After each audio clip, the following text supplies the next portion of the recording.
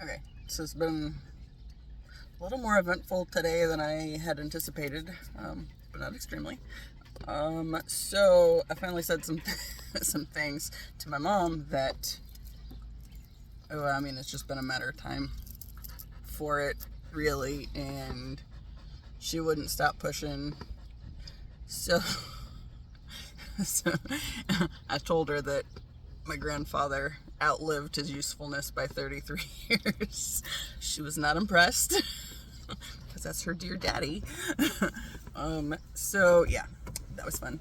But the thing was, okay, I've talked on here a whole lot about why I don't want anything to do with my grandma, right? And to me, she's like the first line of complacency for this whole toxic family system bullshit that I've been trying to work through in the past few years, really my entire life, but especially aware of it the past few years.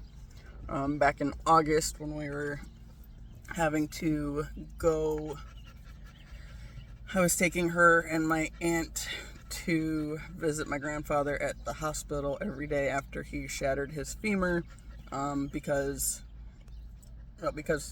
he wouldn't use his cane and tripped over something in the house, which they had been bitching about having stuff there in that space for a long time, but he also did nothing about making the effort to move it. He just bitched about it. So then, when he's not using his cane and he drags his foot and trips over a chair that's right there, ended up hitting the floor, shattering his femur, and his face was all bruised up and nasty too. That's an interesting kind of parallel to the stuff that's going on with my mom here lately, because on Easter, she fell and broke her wrist, and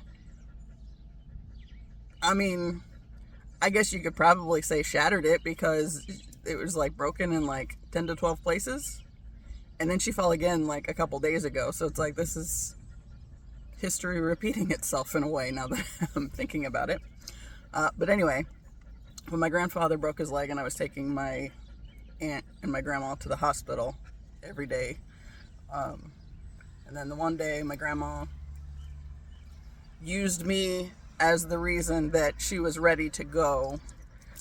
She just started acting like it was my idea and she was doing me some kind of big favor, and my only thing back then was trying to avoid being on the interstate at rush hour. So, whether it was before rush hour or after rush hour, it didn't matter. As long as one way or another rush hour was over, I didn't care, right?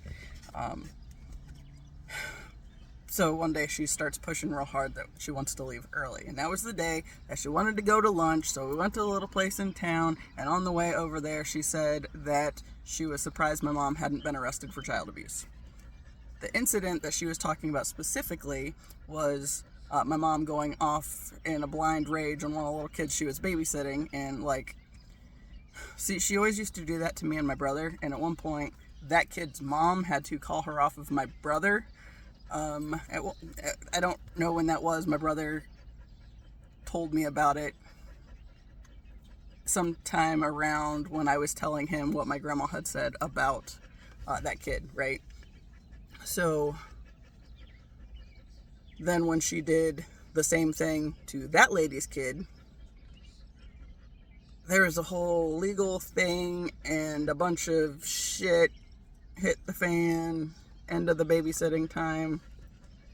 And yeah, for me, when my grandmother said that, it was an acknowledgement that she knew there was a problem and had chosen to do nothing about it. So, and of course, the reason she chose to do nothing about it was because she was just as guilty of the same shit, right? So, since she said that, to me, it was an admission that she knew there was a problem and chose not to do anything about it, and because of that, I have a big problem being around her, right? So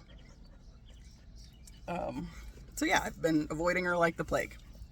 And my mother today locked in on it because, okay, the other day when she dropped it on me at the last moment that she wanted to stop in and visit Grandma when I knew we had a couple appointments that we needed to go to. One was in Greenfield, the other was in Carmel, and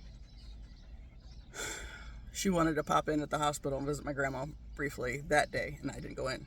And that day, she got hung up in the doorway, like she's trying to make me look at her so she could try to rope me into like this thing that, you know, making me feel bad about not going in there. And I wouldn't do it. I told her to get her ass out of the car because there was traffic lining up behind me in front of the hospital, right? So it wasn't a problem that day. Then, well, I mean, I chose not to go, so there wasn't anything she could do about it anyway. Then when my dad had an appointment in Greenfield today, now my grandmother is at a nursing home, and she's only supposed to be there like a week, I think, or a week or two.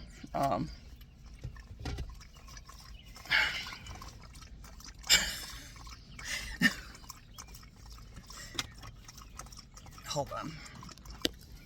Okay, sorry, doggy drink break.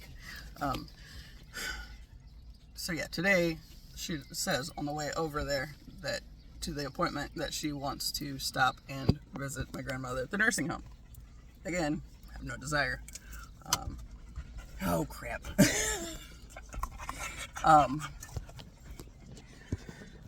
So I didn't say anything about it until we got there. And she was saying she would hope that I would come in this time and told me what room she was in. And I was like, we'll see. And then I went to the library, which I hadn't planned on doing. But, you know, I also hadn't planned on going to the nursing home either. That was something that was sprung on me at the last minute. So after that, stop. My mom got really set on trying to push to figure out what it was that my grandmother had said that was such a problem. And I said, as I always say, you aren't ready for that conversation. And she kept pushing. So I finally said she was the first line of complacency in a whole toxic system. My mother will never see that she's doing anything wrong by any means, because, you know, that's a narcissism thing. So, you know, like, as soon as anything comes out where she did something that might have hurt somebody else, she calls attention to something you did instead, right? So there's no point in having the conversation because it's literally just going to be a pissing match, and where she tries to drag you down into showing you how you're worse, right? Even though she's denying, or she's not actively denying that she's done anything, she's just not looking at it and finding fault in you instead. So she's not ready for that conversation. And I'm kind of wondering if the universe is trying to push me into having that conversation one way or another. Or maybe it's for video purposes, who knows? Because I was definitely fired up for a while. And yeah. So I said, first line of complacency in an entire toxic system, and was trying to leave it at that, and she kept trying to push. And I don't even remember how I think it was that she was saying something about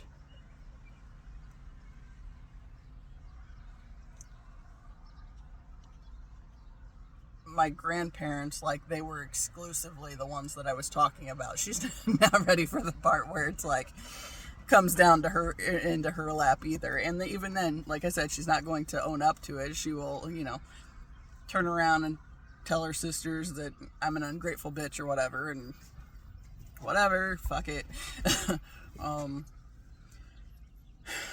But yeah, like I tried saying at one point, and it's like I wasn't talking to my grandfather either, and yet nobody gives a shit about that one. The only reason they notice now is because my grandfather's not there to be the distraction, you know, because he was the one, it's like the be-all end-all of everything bad that's going to happen to him, and it's just this terrible thing that he's going to die and blah blah blah. It's like, fucking die, dude. So, yeah, so she said, well, I knew you weren't talking to him. It's like, yeah, but you didn't care about that one, did you? And it's like, it was less of a problem because he was so busy bringing the attention back to him all the time for whatever else that he could distract anybody else. But if I was there with him, then he was going to find the things that he could to just pick at me just because he was a dick and didn't like me. So yeah, since I had that whole scapegoat role, right? And my mother is very much a part of that. She was every bit as bad as her daddy is, if not worse. Yeah. So then when I said that, she was like, well, that is out of line. It's like, I don't think so, but you're not ready for that one. And, my dad does his normal, not adding anything of substance, but will randomly say something stupid like, unbelievable. And he said something else that I don't remember exactly what he said, but the insinuation was that I was a dumbass, right?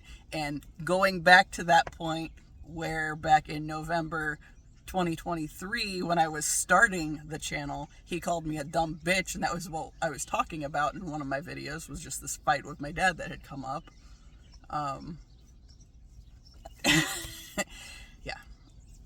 I said back then that I didn't take it personally because I knew that was something he resorted to when he had nothing else to go for, right? So it was, like anytime he get mad at, normally it's like female politicians or whatever, then he throws that around very easily, that dumb bitch thing. But that day it was me. And, of course I went off and, I went and told my mom and all that. And,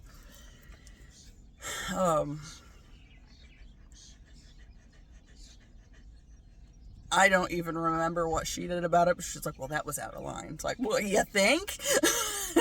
But then, back in sometime in the past couple of months, I said something about it. Okay, she said many times that he will always say to her that I don't ever have a kind thing to say to him. It's like, no, I don't. Why? Because that's the shit he has done my entire life. That man has been a fucking bully my entire life. When I was, at least when I was 8, because when 8 was when everything kind of went to hell, right? So my great-grandfather passed away when I was 7. My grandparents moved back from Oklahoma a few months later after I had turned 8. I had my dog that was my little protector of the time had to be put down when I was 8.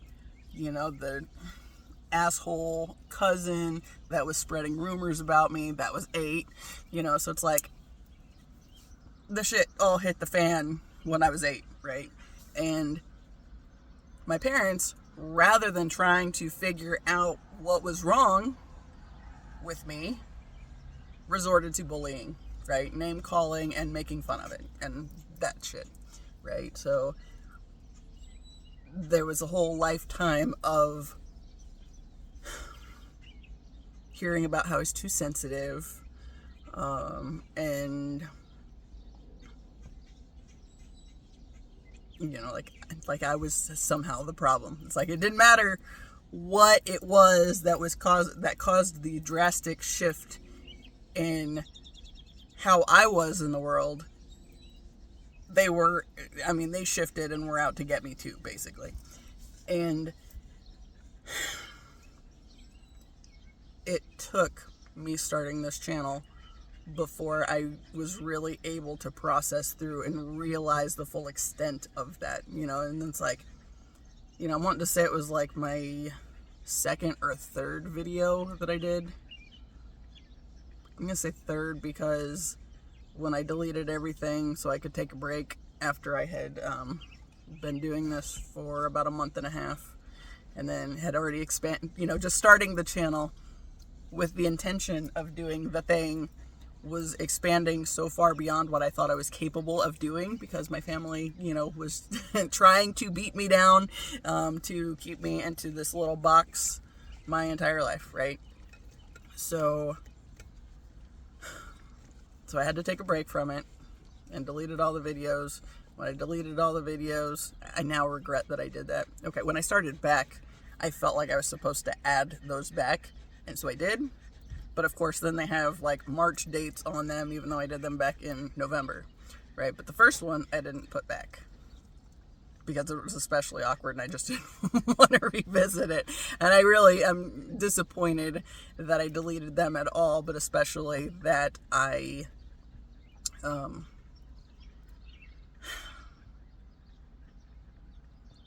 deleted, or that I didn't include that one back, excuse me. But yeah, it's like, it was the third video because it's now the second one. And I only remember that from putting the dates back or on there, because it was like originally posted 11/17, which was my parents' anniversary. And as I started back with the channel in March, you know, like I've talked on here a lot before about how I wanted to start back up in February. I knew that I was supposed to get back to it, but it wasn't until I had the dream in March where the girl said that I needed to start sharing the story I already had to share before more of my mission would be revealed, right? So that pushed me to go ahead and start, right? And then eventually I put the others back. But what was happening was, as I started that, or as I started back, I started realizing that's like, my dad was a prime feature in many of the stories that I was trying to heal from and process out of my system. And, you know, really paying attention to the fact that he was one of the biggest bullies, and he started it at the same time everything else went to hell. So, you know, I've been saying for a while that whenever I have kids, if I have kids, he will never be around them. Because I've seen, first off, how he's been around Gracie and not a fan. But also because I know how he was with me, right? And I think the most aggravating part with him is, like, my mom, when she would go into her blind rages and, you know, she'd just be wailing on me and my brother, like, you know, we were, like, that was how she was getting it out of her system. It might not have anything to do with us. We were just in the wrong place at the wrong time, but she was going to start beating us like we had done something horrible to her. Whereas my dad didn't do anything like that. He would say the shitty things that make you feel like absolute shit, and then go about his business like he'd done nothing wrong, right? So it's like, honestly, the image that's coming to mind, and it came to me when I was skating the other day, was like in the movie The Passion of the Christ, how I think it was the leading up to the crucifixion, how, like, he keeps looking at, like, these little, I think they were little kids in the movie, but they were like demonic features or whatever. It's like the energy. It's like it's the energetic component where you can, I've always seen that little demonic energy piece with my dad. But then when he's like putting on a better face for anybody else, you know, then it's like, yeah, I don't know. It's just like, just the way you see it as something different in the movie. It was just like, that is exactly the bullshit, right? But it's like, I've always seen, that's the best I can explain it, is like the energy shift where nobody else might see the thing, but yet I'm catching it. It's like, why am I catching it? And nobody else is aware of it.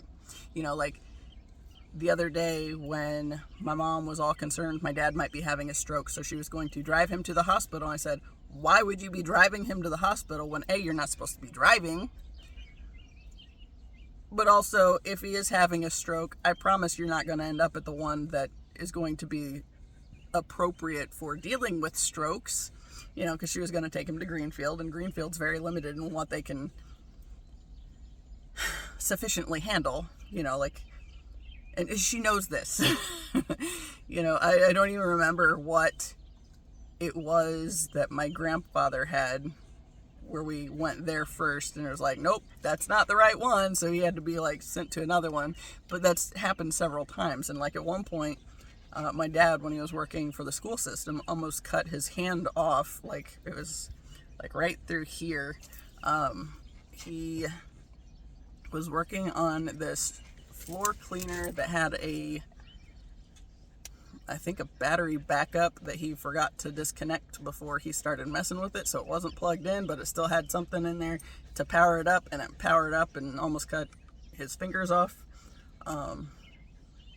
And we went there, or they went there first, but then I don't even know who took him, but it doesn't make sense that it would be the fire department on that one, because they would have known better for sure. So somebody had to have taken him there, and then it wasn't the right one. But they don't figure out it's not the right one until he's practically bled out, because, you know, he's got all this all this blood just spurting from his hand that's like a huge gaping wound. And yeah, you know, so it's like, why is it you're thinking about going to the one that's always been a problem when you go there first? It's like, there are things that they can handle there, and yes, it's better than a kick in the head on many things, but you know that there are certain things they're not going to be able to handle, so why is that even an option, right? Let alone driving him there yourself, so that takes even longer too, because of course you can't, you know, just turn the sirens on and just haul ass through lights or anything. I mean, you gotta like stop at everything, right? So when my dad was doing his thing, I was like, yeah, that's not gonna happen. And I finally just went outside and called 911, and, you know, they obviously sent a truck and all that fun stuff. When I went in the house to put my dogs up so they weren't in the way. And at one point, my dad decides before they get there that he has to pee. And my mother, because theoretically it would make more sense, because, you know, of course, my bathroom is the one that was closest to where he was at. He has not been allowed to use my bathroom since I moved back, because I had a problem with him peeing on the floor and just leaving it there, because he knew that I would have to clean it up that way.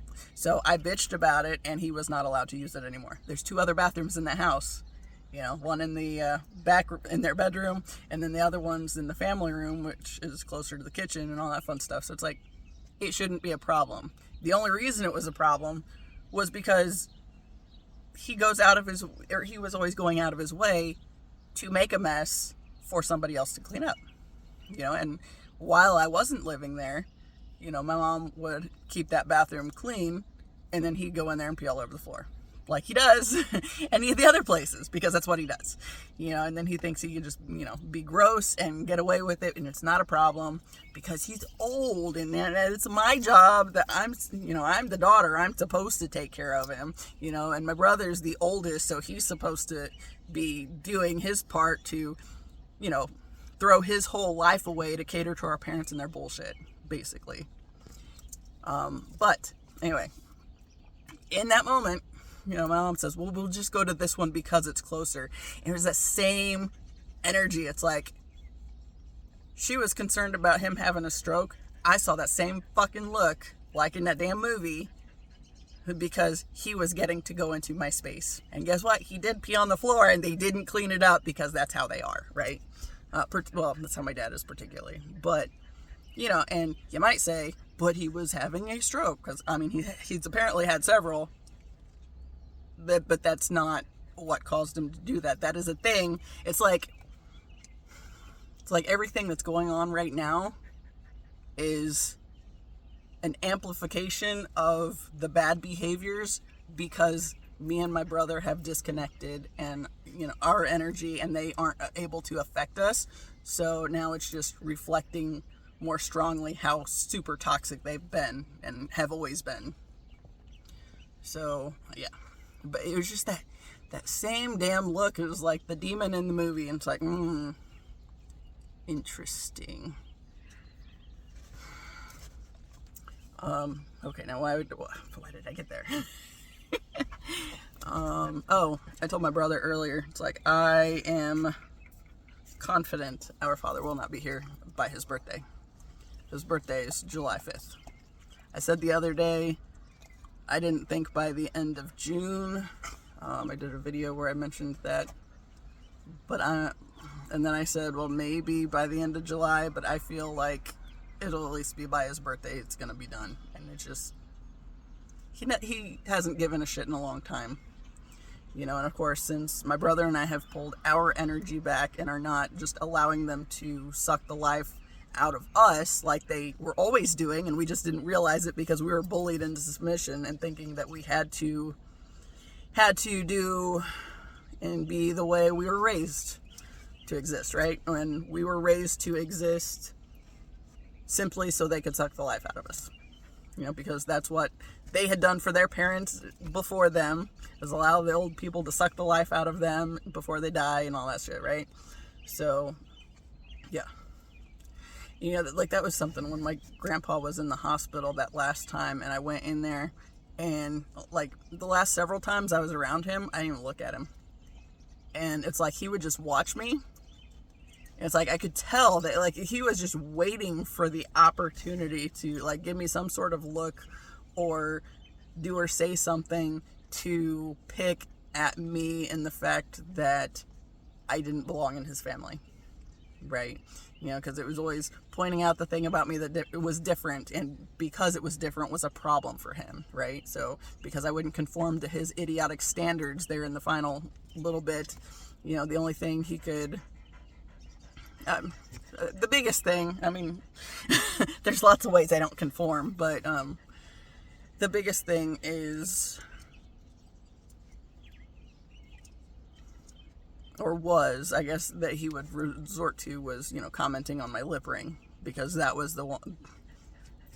I mean, it was, it's not like it's that big of a deal, but it was just something for him to remind me that I didn't belong in his family, because I'm the one that does the weird shit. And, you know, and going back to 2011, when my mom thought it was all cute and funny because he was, you know, she told him that I was going to take a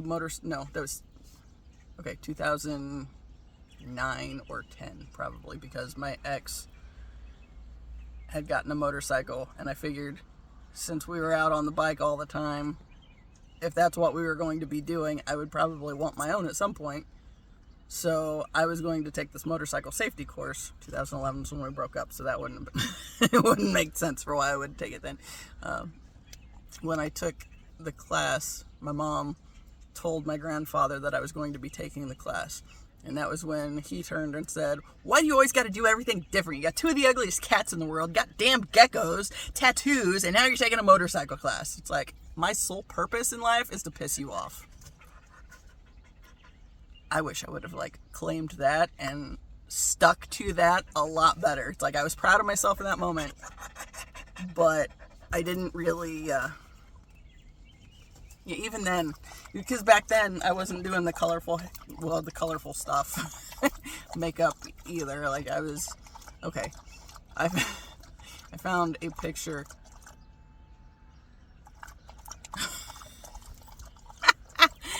What time is it? Yeah, 3:24. Okay, so that beep was the school bell. School's out, but, you know, bell's still on, apparently. I was just like, what the hell is that?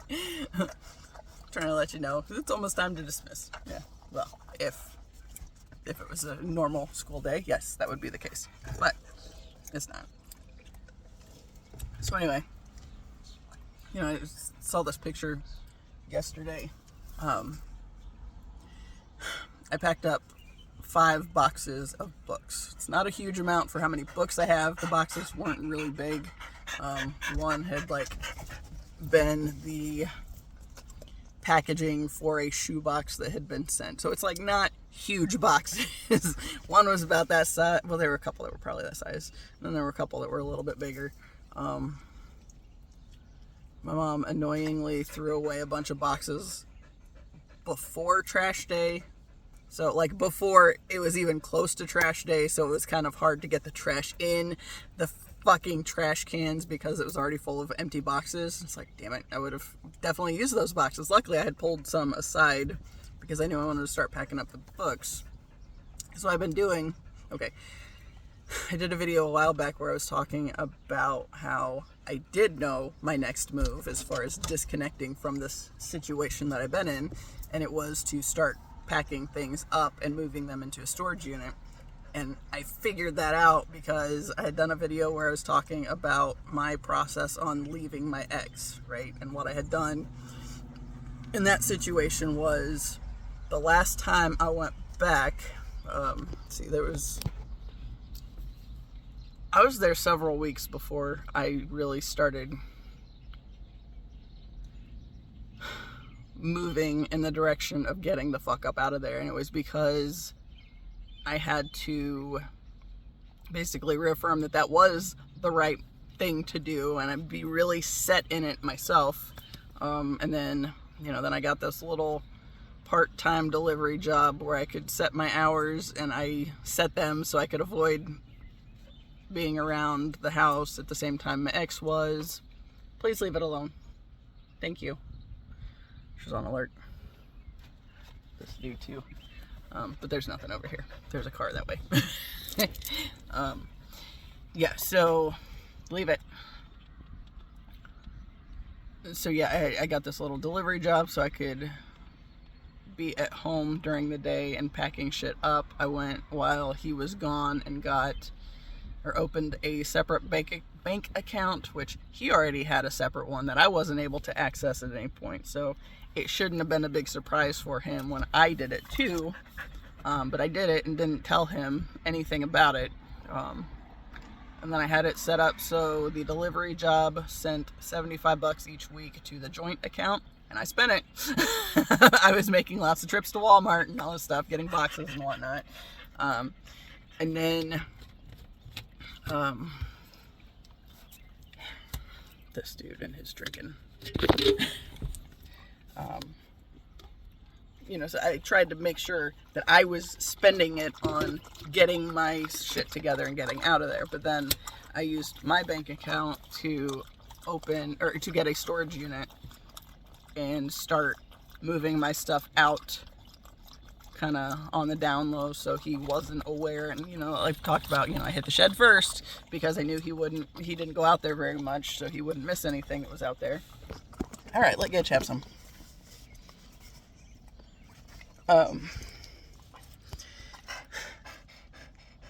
And then, found like odds and ends in the house that I knew he wasn't going to miss. And I started getting rid of a bunch of my clothes. But that was like actual donating stuff. It's like, donation bin, here it comes. Oh, thank you. That's so nice.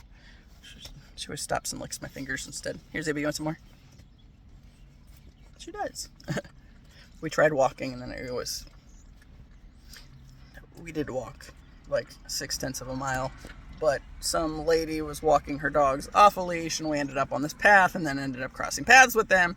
Well, we saw them from several yards away, and they of course started trying to come in our direction, and I was pissed and started moving the other direction because I wasn't trying to have any issues with some idiot's dogs that weren't leashed. Hate when people do that in public spaces. Because y'all have seen mine act up. And they're a work in progress. We are working on things. But at the same time, they're a little more hard-headed than some of the dogs that I've trained in the past, and I wasn't in a good mindset when we came back here after the divorce, and I was trying to recover from that, from just having had to go through all the shit that got me out of that connection. So then when we got here, I wasn't in a good headspace. Hold on a second. Okay, we're gonna go AC for a little bit because they're panting a lot, and it's like 80 degrees outside. We're in the shade. All the windows were open, but since they're obviously still cooking, let's go to the air. Yeah. So, Yes, my dogs need work. I'm aware of this. But that's why it pisses me off even more when people just assume because their dogs listen better than mine do or whatever, that they can just run ahead however far and it's not going to be a problem because, yeah, well, they see somebody else with dogs on the leash, that's not their problem anyway, right? So let the dog run ahead and find the stranger with the reactive dogs that, yeah, anyway, I digress.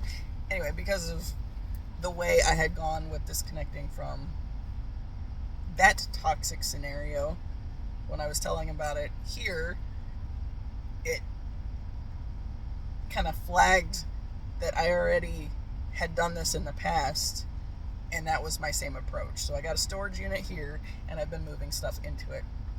And when my father first was in the emergency room because of the strokes. See, and that's another thing. My mom was wanting to go to Greenfield that night when she was going to drive him there, even though she wasn't supposed to be driving. And I was like, why would you do that when that's never the right place, and we always end up going somewhere else? Why would you start there and not call 911 if you think it's this issue where they're more likely to be able to handle it anyway and know where to go? And then the guy that suggested Community East, my mom's like, well, I don't like it there. It's filthy and blah, blah, blah. And then she said, she brought attention to the fact that the daughter was out on the porch and, they should talk to me about it too. So when I came in the house, the guy, I think he expected me to argue it because she didn't want to go there.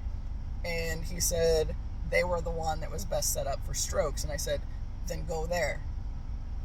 Because if that's the place we're most likely going to end up anyway, then just go there and let's eliminate the stupid, petty bullshit, stupid steps that, are a waste of everybody's time. At 2 o'clock in the morning when I literally had gotten 5 minutes of sleep, yeah, well, let's skip all the stupid bullshit and just get to where it's going to be handled to the best of their ability, right?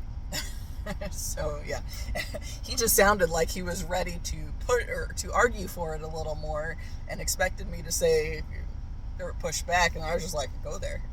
I was like, okay, that easy? So, yeah, but I had been thinking about the storage unit, and I was just waiting on getting paid next, and then I ended up getting paid that day, because it was Thursday night into Friday morning where we ended up in the ER. And as I was sitting there, it's like, I wonder if my paycheck is showing now. And as soon as I realized it was, like, hot damn, I already got a place picked out. And so I got on it.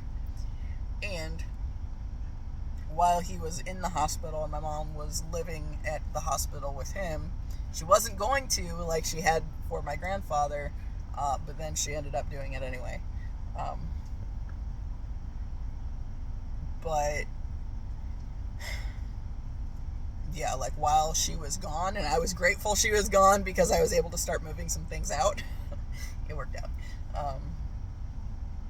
And I did end up telling her that I had it the other day, and I wish I hadn't, but honestly, I don't think she even has the mental capacity to retain that information or think anything of it. Like, she's very... this cute thing. Hi. So nice. Yeah. Okay. Let me just pet you. Since I still don't try to, or I try, I'm still packing my shit up, but usually if she's not around, ouch.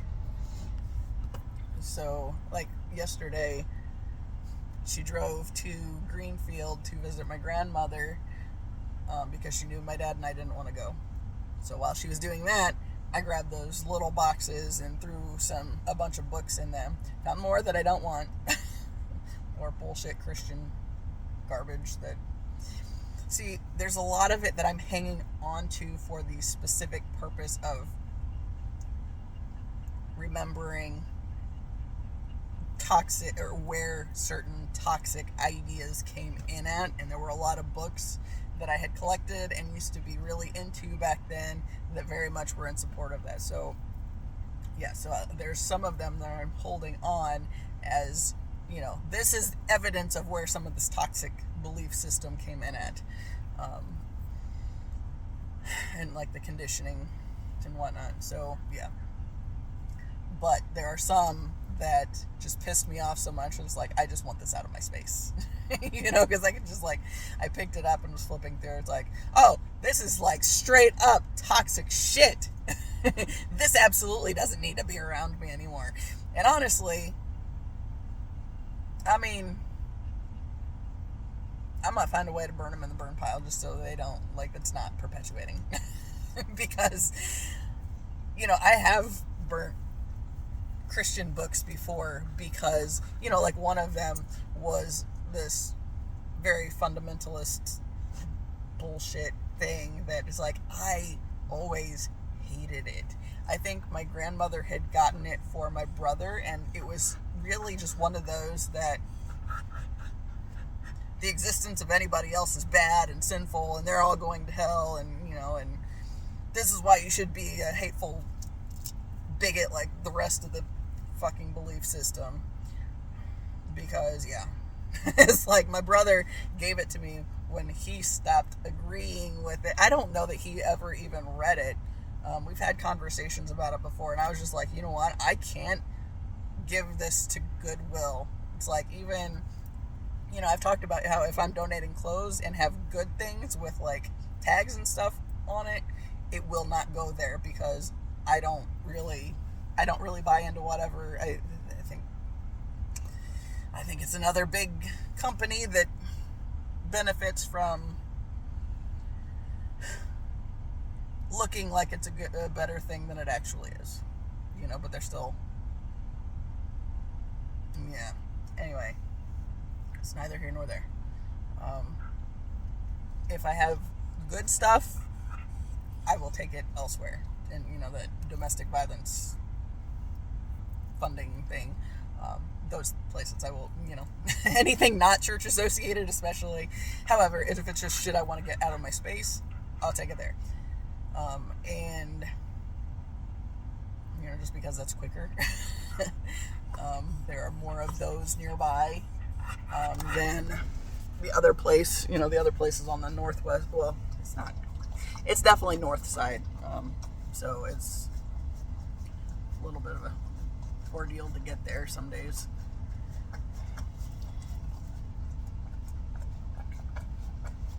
Guess we still have more water. There's a fly in here. That's not cool.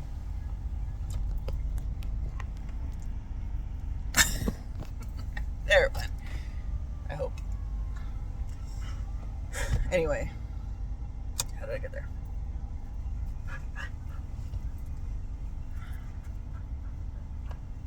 Oh, because my mom was out of the house, and so I was just packing shit up in a hurry. Honestly, there's a good chance I'll probably burn some of those, because I feel like there's more negative shit that they perpetuate than for the good, and I'm not a fan of that. So, fuck it.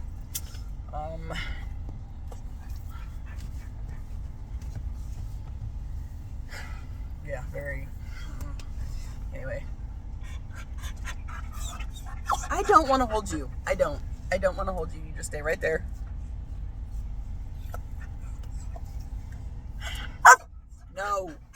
No. I'm going to get out of the car again.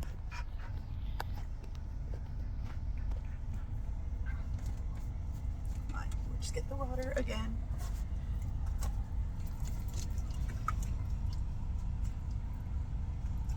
This dude, and I blame my ex, he drinks water like he's never going to see it again. And I think it was because in the 9 months that I had moved up here and had to leave these two behind because my mom basically was throwing her weight around and didn't want to have two dogs she didn't know this was her excuse. She didn't want 2 dogs. She didn't know around Gracie when Gracie was little.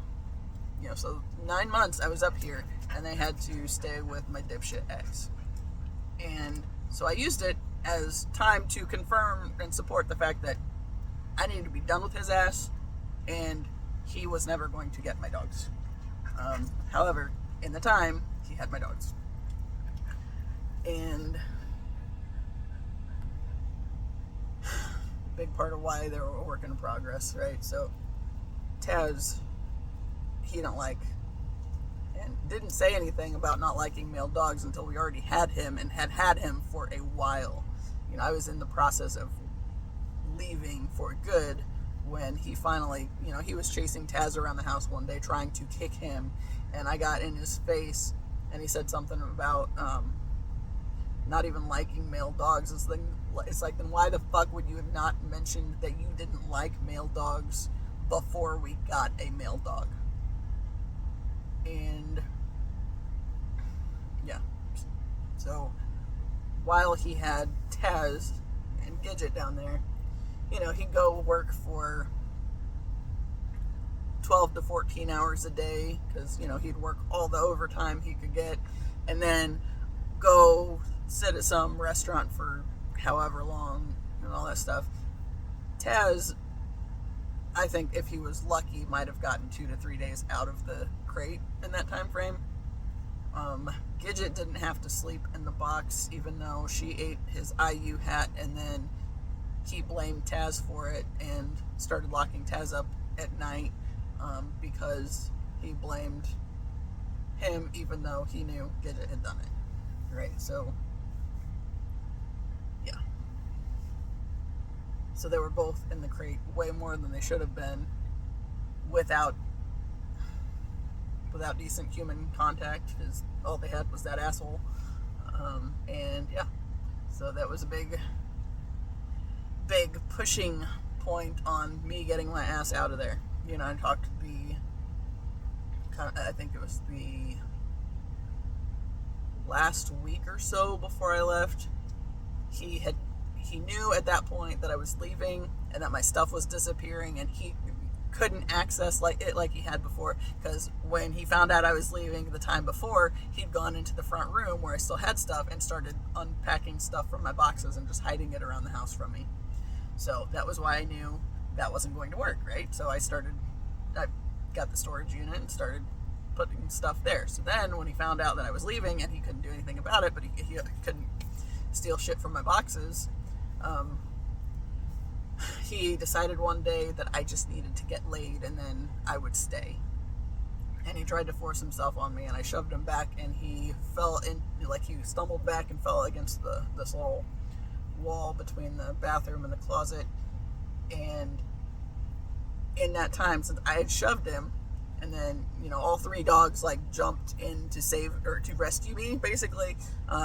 Gidget laid across my chest, Taz stood over my waist, and Ziva was at my feet. And, you know, like Ziva and Taz were snarling and barking up a storm at him, and snapping. And, you know, Gidget was just, she was a puppy still. She was like, I think it was before she was about 2, I think. And she just was laying across my chest, and she just was like wagging her tail like, please stop. But yeah, the other 2 were they hated him, you know, but that was the big thing, because in that moment, you know, that intuitive voice chimes in with, they're doing their job protecting you, it is now your job to protect them, it is time to go, you know. And so we left. I mean, not right then, because we had to wait on my parents to come up and help me move shit back, but yeah.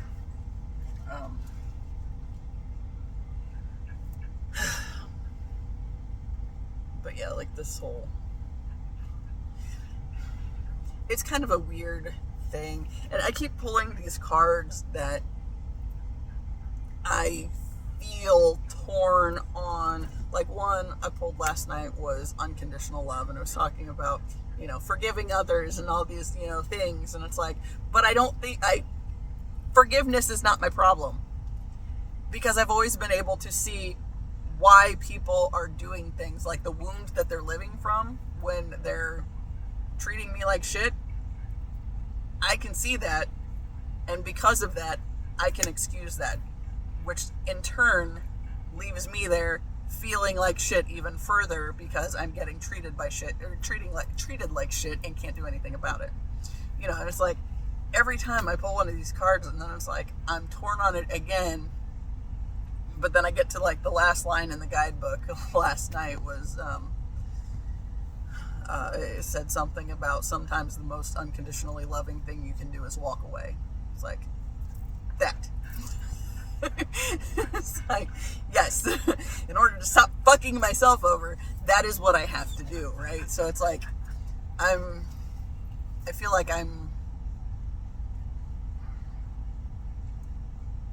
holding back from saying things that I probably do need to say before I get out of here, or before the universe is going to release me from this situation. But yeah, I mean, it's mainly been to try to keep the peace at some level for my sake, because I know they're going to be further pissed, and you know, at that point they're just going to attack me further, right? Because it's been demonstrated. That's how it always works out. They get mad at me. They treat me like shit even more so, and you know, try to gaslight me further and all this bullshit. And I'm not going along with it.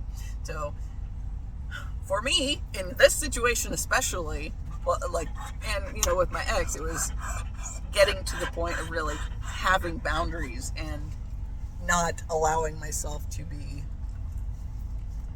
treated like shit, taken advantage of, all these things that I've done perpetually because that's, you know, how I was raised to, or conditioned to think that I had to be. Then stop. I'm gonna get out of the car and you're gonna just sit here in it. If I let him off his seatbelt, then he's going to try to sit in my lap, and I do not want to hold him. So yeah.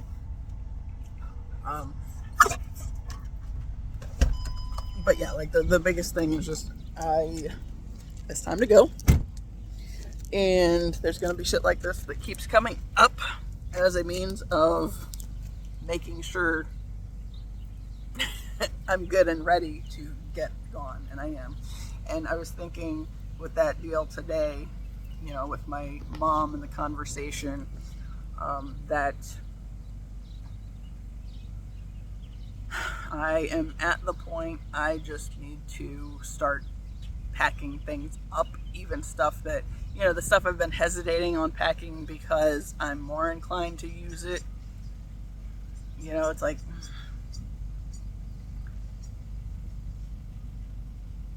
that was a hawk. He just flew into the trees, or I would like try to find him again. Yeah. Like,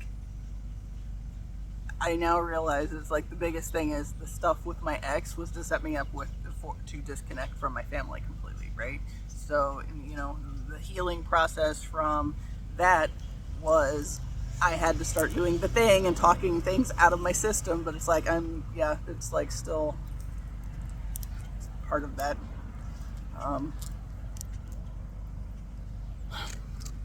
Oh, this is another thing I did want to include. When I went to the library today, I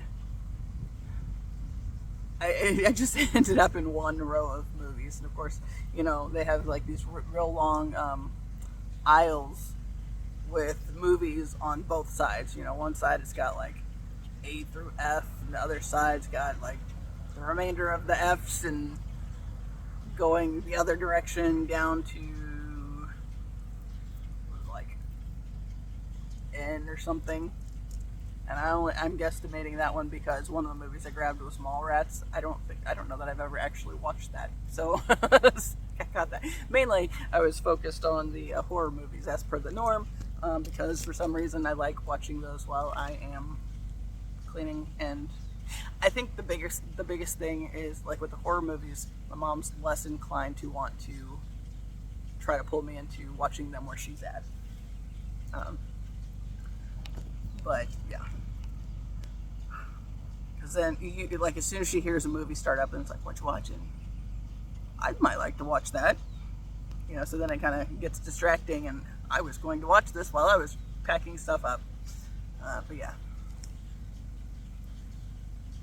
So, storage unit is nowhere near filled.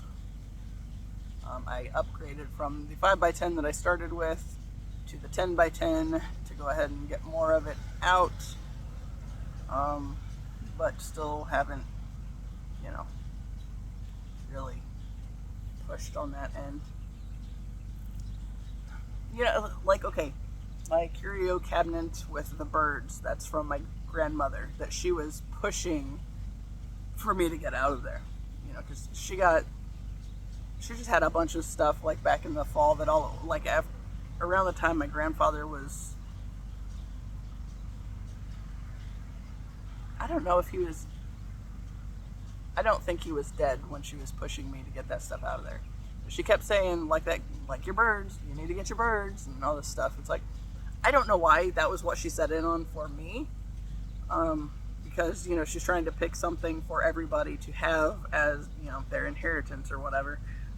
And I got the bird cabinet, which ended up being fine because birds have turned out to be really important for me on this journey. You know, of course, I'm talking about hawks all the time, which, oddly enough, there's no hawks in there. So, I do have, there's one, I need to find one. I'll find one. But, you know, like, some of them are music boxes, some of them are just decoration, but they're, like, I don't know. I mean, they're kind of nice, I guess. My mom and her sisters were getting my grandma all these birds, and my grandma had this cabinet, and they were going in the cabinet, and for whatever reason, my grandma got stuck on they were mine, and then she started pushing, or she kept saying that they needed to come out of that room. Then it was finally like, fine. Okay, so I took two of my storage containers, the totes with the lids, and a bunch of leggings because I didn't have anything else to wrap them in. And I used my leggings to wrap up all the birds so I could take the cabinet from my grandmother's house over to our house to put it in the living room. You know, I had to make space because that's been a whole thing too. We didn't have the space, but she wanted it out of her space so bad that I had to figure out something what to do with it, which now I'm glad that I already have it out of there so I don't have to worry about dealing with her again. But yeah, I'm still kind of using the leggings, so anyway, library thing. I don't even know how I did that. I'll figure it out later. Okay, so I was at the library today, and actually, I went to Walmart. In Walmart, I had somebody comment on the leggings, so that was... anyway, library. Focus. Library. Mallrats, that's how I did that, movies.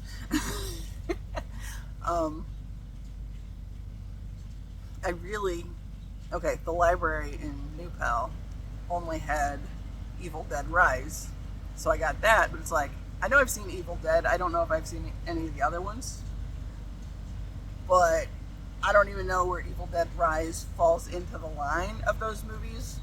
So since my mom decided at the last minute she wanted to stop over and visit my grandma, I decided to go to the library and was looking specifically for the Evil Dead movies so I could see, or so I could watch them as I'm doing this and have them all in order maybe. I think I have 4 of them. I don't think I have any repeats in there, but I'm not going to swear to that. But yeah, that's the thing about that library is it has like way more than this one does. So when I can't find it here, I can find it there. And as I did.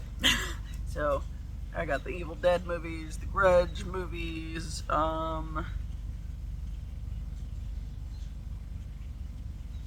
Last House on the Left. There were a couple others. Well, there were a couple others in the horror genre, and then I got some others that, you know, like one's a psychological thriller, and I don't even know what all I got, honestly. Stuff to half watch while I'm busy working it. Yeah. Anyway, I was going through, and I finally got to the end of the row, and this guy had passed behind me a couple times, And then he came back, and he kept going to this one spot, and he said, it says it's here, but I'm not seeing it.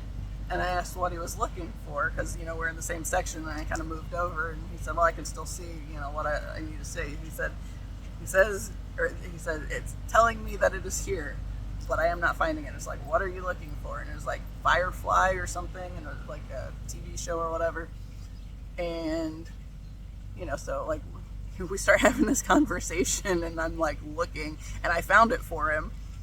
It was kind of, he was getting ready to miss it again, honestly, like just, and then he got like distracted with, he saw my tattoo, this one, and started talking to me about tattoos, and you know, of course he looks at it a little closer, because, you know, he can't tell exactly what it is, and it's like, oh yeah, so we start talking about tattoos, and of course, when I'm showing him this one, but then this one kind of, you know, as I move my leg around, he sees that one back there, and then he gets distracted with that one, and then we're just talking about tattoos and tattoo artists, and I don't even remember what,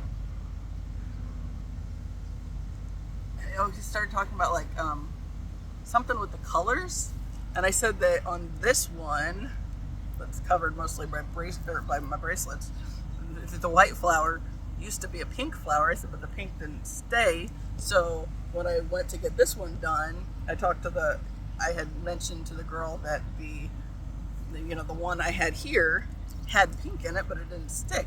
You know, because when I went after the raven, you know, there was an apprentice in the shop that did it for me, and it was during the pandemic, so he didn't stay there long.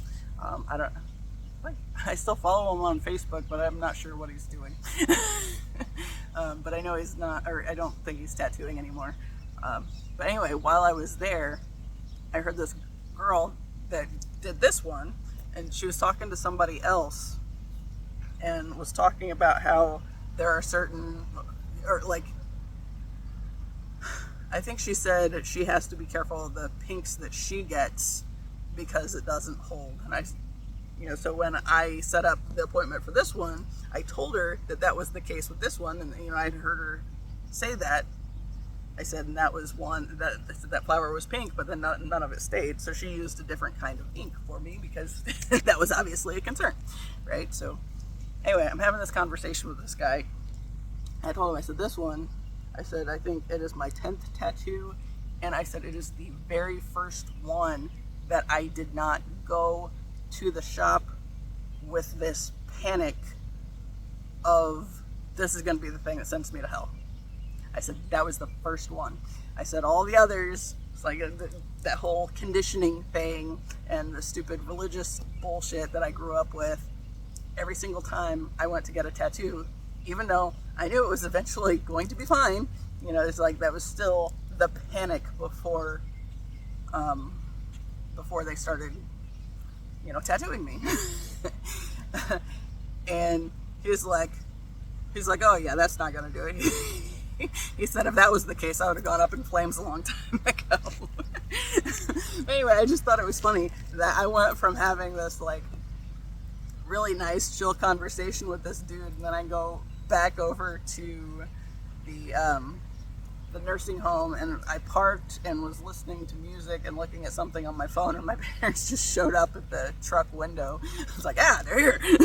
You know, because I thought my mom was going to like message me to make sure I was back, but she didn't. So they just came out, and I walked over to the car.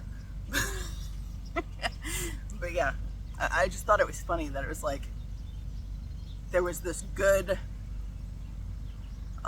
encouraging kind of conversation, you know, like-minded person, and you know, we had this good encounter, and then as I'm leaving, even like there was I went out and was walking in the direction of this other door. As this other guy was coming in, he started walking in the door and then saw me coming his direction, and he like stepped back and held the door open for me and let me go first, and said that he loved my hair. And then it's like there was something else even before I left over there. But it's like there were these different things. It's like somebody would pop up, somebody liked my hair, you know, somebody's commenting on my tattoos, and this, you know, the other one was at Walmart with the leggings and everything, and I think somebody else had complimented me in the bathroom about my hair.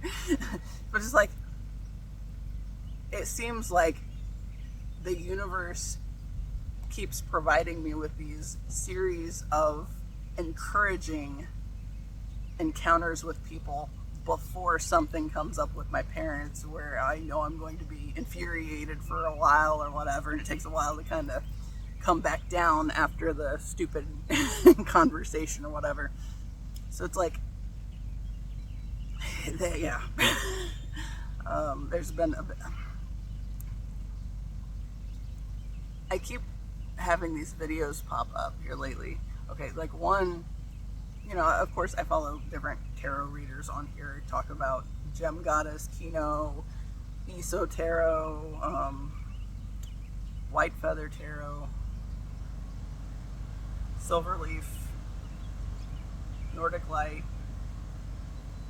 There's several pages that I follow and watch, right? And then every now and then a random new one pops in, and there have been like 3 this week where it's something that, a message that finds you, I don't know, like right on time, right before this happens, all this stuff. It was kind of funny because at 12:16 last night, that one of pops up and it says a message that reaches you before June 6th, and she posted it like 10 days ago, but it just shows up last night, you know, right after it hit June 6th, you know, and I don't remember exactly what she was talking about. It was something like an increase in wealth and abundance, all these things, and like lining up with where you're supposed to be. It's just a whole lot of things falling into place, basically. I watched one tarot reading not too long ago. Like this weird little thing. I don't know what's going on there, but yeah, whatever. Is what it is. Just all at once got my attention, even though I've seen it bouncing around at me, probably because it's waving in the breeze now. Anyway, I watched one. I want to say it was either Gem Goddess, Kino, or Eso Tarot. And one of them said something big and life-changing on June 9th. She said you might even put it in your calendar just in case. And it's kind of funny because I keep getting things like that to pop up. So I did put it in my calendar. It's like on June 9th it says life-changing with a question mark. And there's been several that have talked about, like, I think like different astrology pages even that have been talking about things that are like energy being released at the start of June, but then by the new moon on, or in like June, toward the end of June, then there's going to be like some kind of big shift. And then like I keep getting these, oh, here's another weird thing. Okay. I talk about Horus a lot on here too. And okay, so the astrology thing, there's been a lot of people saying Jupiter is getting ready to go into the sign of Cancer, and Jupiter likes Cancer, right? And of course, you know, I talk a lot about all my Cancer placements, right? So I got the Cancer rising in the first house, and then I got my Cancer Sun, Moon, Mercury, and Mars, and part of fortune, whatever that is. I'm going to assume that's also in the 12th house, but I don't know. But yeah, like these 12th house placements that are Cancer also. So it's like a lot of that. And then I keep getting these messages and these little reminders that Jupiter is getting ready to be in Cancer, and it likes being in Cancer. And so like things falling into place. And I've been talking for a while about how like I feel like when things start shifting, it's going to go really fast. And a lot of changes in a short span of time, and I feel like I'm like getting there. Right? So it's kind of a weird whole thing too. Okay, so I got this book the other day, and it is Egyptian. There's 3 words of it, and I can't remember exactly what all it is, but something Egyptian astrology. Shamanic Egyptian astrology, maybe? But it's like, okay, I talk about... There's my cardinal again. Life is so weird, y'all. Okay, anyway, so I got this book the other day, and it was the same one that... Oh, God, there's another thing. Okay, a whole nother round of stories. Anyway, I feel weirder about sitting outside of my car and telling all these stories with it running, even though the dogs are like, I think Taz is laying down because he knows he's not sitting in my lap. If I get back in the car, he's going to fuss at me because he wants to sit in my lap, but it just feels weird. Anyway, I digress. Damn it. The other day, I was sitting on the floor reading this book, and then I took a picture of it and I was like, wait a second, I think I just ordered this book. And then I looked on my phone, and I had, from this thrift books place or whatever. So I ordered this book that I was reading in the store, the Shamanic Egyptian Astrology. And the thing that got my attention the most was because it talked about Horus a bunch. There's 11111. Yeah. Okay. So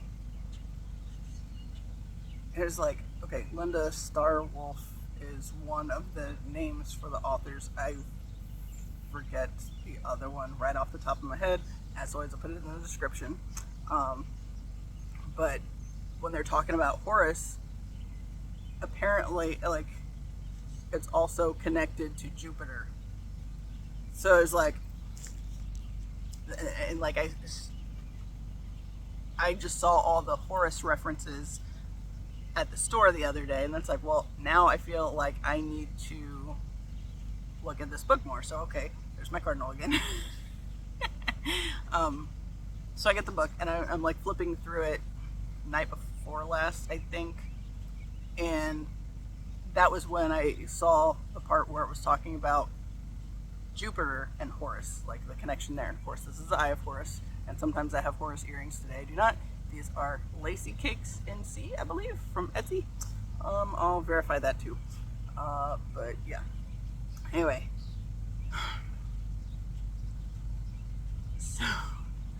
So it's talking about Jupiter associated with Horus. And obviously Horus has been following me around for a while. And I got this last year because I found a bunch of things pointing to the Eye of Horus, talking about healing and protection. And so I felt like, okay, since I got all these other like healing and protective stones, that maybe that was something I should add to my ensemble. So I did, right? And now I'm thinking I should probably remember who I got that from and link them too. A lot of these are just like, well, the Amethyst I got from, I think, kgngems on Etsy. This was from Shiva Lingam, was from the little shop nearby. I don't even know where some of them came from anymore. A lot of them were like Inner Path or Pyramid of Enlightenment's the one that's closer to me. But anyway, yeah, so Jupiter, and I keep getting all these messages about Jupiter being exalted in the sign of Cancer and all my Cancer placements, and so it's like good things, right?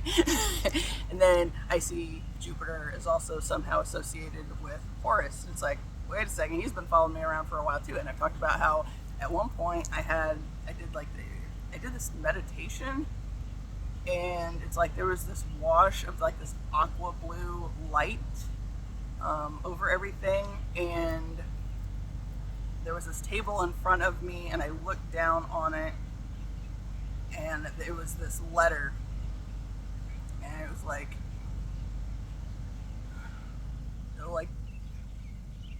Horus was in the space, but then there was like this letter in front of me on the table, and it was like, soon my love or something, and it's like just like weird things. So it's like all these connections, and then it lines up with this Jupiter connection, and then there's like all this Jupiter stuff, and Jupiter being exalted in the sign of Cancer, and like all these weird things.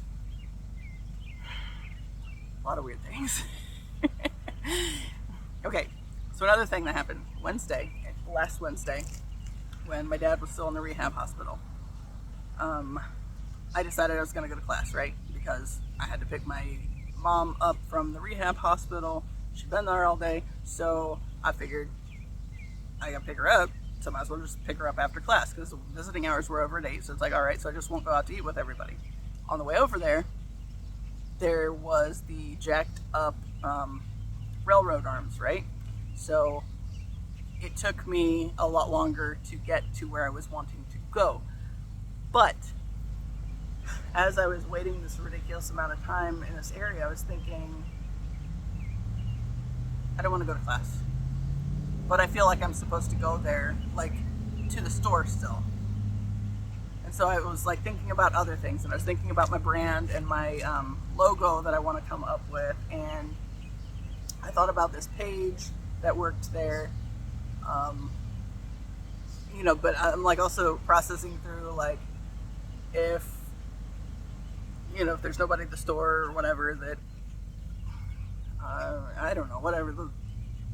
You're thinking about the logo and thinking I could at some point just stop at like some tattoo shop and seeing if anybody would be willing to take on the project of helping me with coming up with my logo, right? So then I end up in the store, right? And I told the guy when I got in there, it's like, I said I was coming for class, but I don't think I'm supposed to go to class. I said, but I still feel like I'm supposed to be here. And, so of course they encourage that. It's like, well, he said, well, store's not busy, by all means, wander around, feel the vibes and see where it takes you, this kind of thing, right? Okay. I just thought of more stuff, but anyway, okay. So I was doing that. Well, I start talking to this one girl or one lady that works at the store, and I'm sitting on the floor reading this Shamanic Egyptian astrology book or whatever, and she comes in, she says something about crystal healing and some cards that she had gotten recently, and we both had ordered from like this Hay House sale they had, where there were a bunch of cards that were half off. It's like, she said that she had just gotten this like mystical shaman oracle deck, and it's like, I love that deck. And I said that I have that one too. I said the ones I got Kyle Gray deck, 22 Archangels, and Rebecca Campbell's Ancient Stones. I don't know if that's what it's called. I'll put it in the description. I said that I got those two because I'd had them on my wish list for a long time, and I kept going back to it, and then it lined up. The sale, they were having the sale at a time I got paid, and I was like, oh hey, we're lining it up because I feel like I want these right now. So I got them, and she was talking about that, and because I was sitting there reading the Shaman book, or the Shamanic Egyptian astrology, or however that is, I was like, okay. So I said at one point in class, Annie said that if you are drawn to skulls, it means you've had another life as a shaman. And so we were talking about this kind of thing, and she's like, she was having this like little weird moment because she has all these crystal skulls that she wasn't really feeling any connection to, so she ended up giving them to me, and it was like, she was like, I'll bring them for you. And she said, will you be here next Wednesday? And I said, I will, right? So specifically this week I went because I told her I would be there, and so I want to follow through on that. So she ends up giving me these crystal skulls that were like amazing, but it was just all like this weird series of things, like, because I had to pick my mom up from the rehab hospital, I was going to go to class, but then I got hung up in traffic and realized I didn't want to go to class, but I still thought I was meant to be at the store, so I went to the store anyway. But then I having this conversation with this lady, while I'm sitting there reading this book that I just ordered, that I didn't realize was the book that I had just ordered at first, which ends up being having the Horus and Jupiter connection thing in it. But anyway, you know, like, just a whole series of things. Because then too, I overhear her talking to the guy and talking about how, you know, like, there's the things that she doesn't really feel drawn to, and he was talking about releasing things to make room for new, right? And that was what I had done earlier in the day, was I took a bunch of stuff to the domestic violence assistance place to donate, so, you know, they could have it for their shop, or, you know, whatever. And then ended up in the situation where I ended up getting these crystal skulls that were, like, amazing, that I love. I did have to take the fluorite one over to my brother, because, well, there were two fluorite ones. One of them is like a little pendulum, and that one I just put in a cabinet, like, behind the glass, so I can still see it. But the other one is like, it was on the desk, and it's like, it just kept screaming at me. And I know that sounds silly, but it was just like, my head was buzzing, and it got really loud, and I got to the point where I was like, I forgot that fluorite's not good for me. Like, the crystal fluorite is, I have a bracelet that I can't wear because it was fucking with my head every time I would try to wear it. And I was looking it up and found a thing that said, or like, I was looking up what zodiac signs fluorite is good for. It's good for Capricorn, which is my brother. And it's supposed to help with, like, mental clarity and, like, a bunch of stuff that he was, you know, needing some help with, right? So I mentioned the fluorite to him, and I showed him this little thing that I had found talking about Capricorn and, you know, fluorite being a good stone for Capricorn. He said, well, it sounds like I need to go to Inner Path. I was like, I'll do you one better. And I took that one over to him that night, and it took a while before it, like, cleared my head, but it was like a whole thing. But anyway, I said,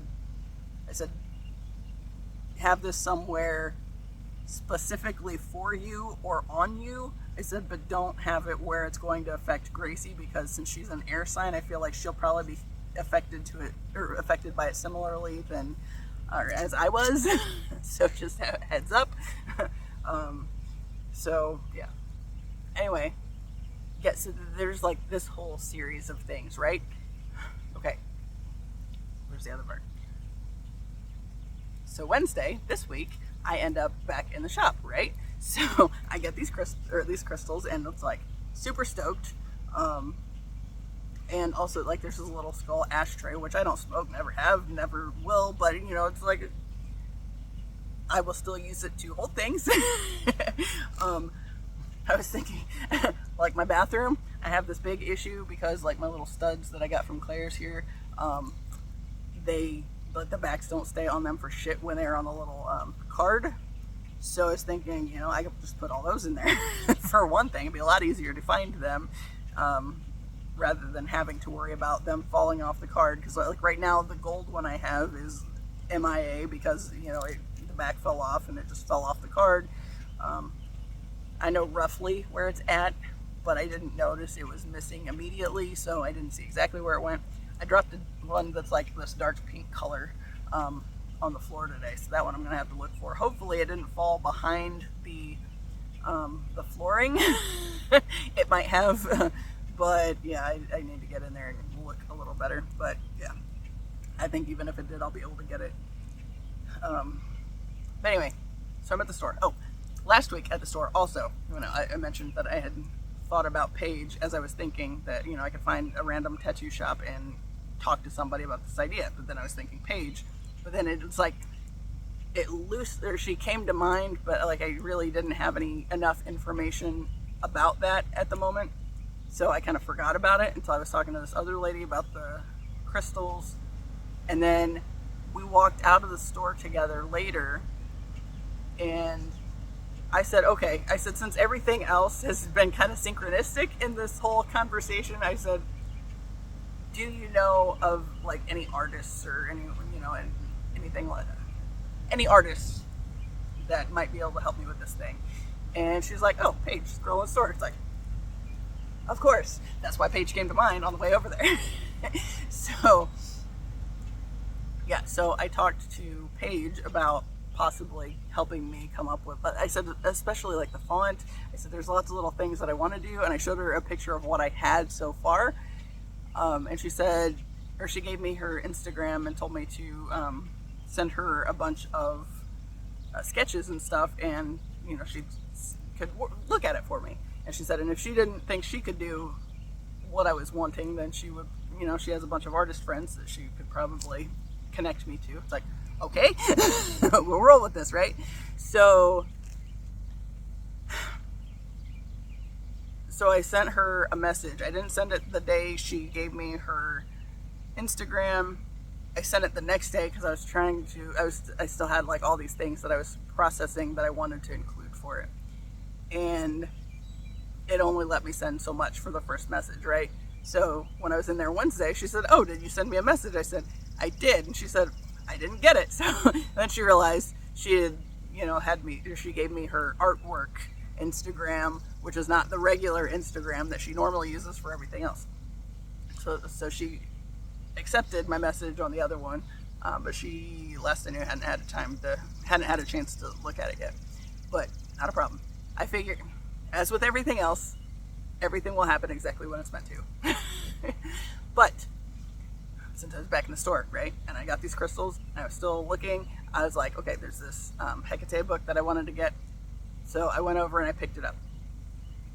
But, you know, I took it up to the register, and then I was talking to Paige for a while there, and I didn't say I was ready to check out or anything, so it's like I was just held the book, and then she, you know, she said, if you like that book, you might also like this other book, and, you know, she was talking about that, so it's like, all right, so I have more books that I need to get, right?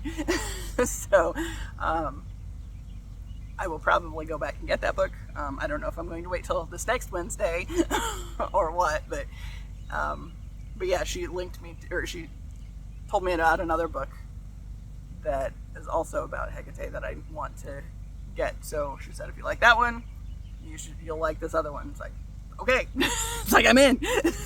You know, so we were talking about that for a little bit. But then, okay, since I hadn't checked out at that point, I started wandering around and ended up in the tarot and oracle cards again.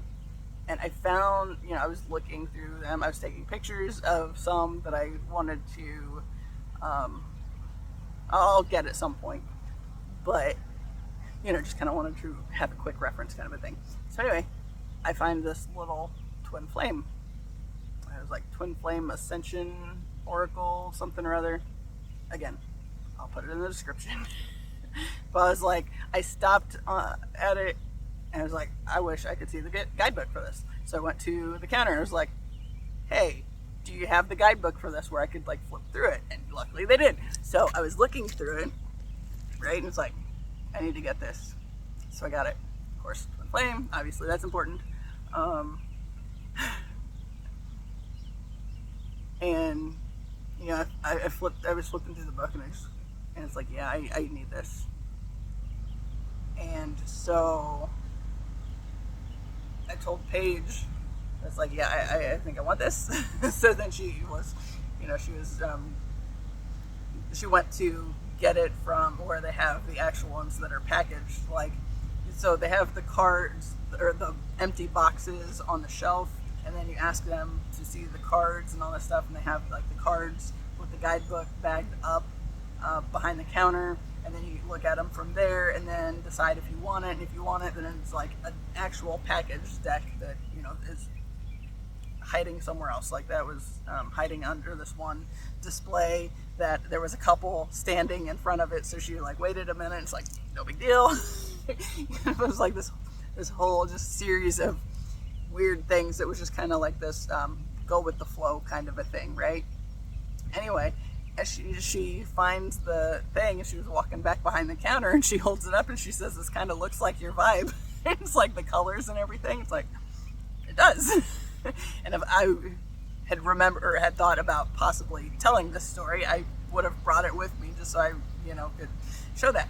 But anyway, the last video that I did, I was talking about how I feel like my videos I had this little image that I saw where I saw like my videos as a side of a petal of a lotus, right? A petal of a lotus. And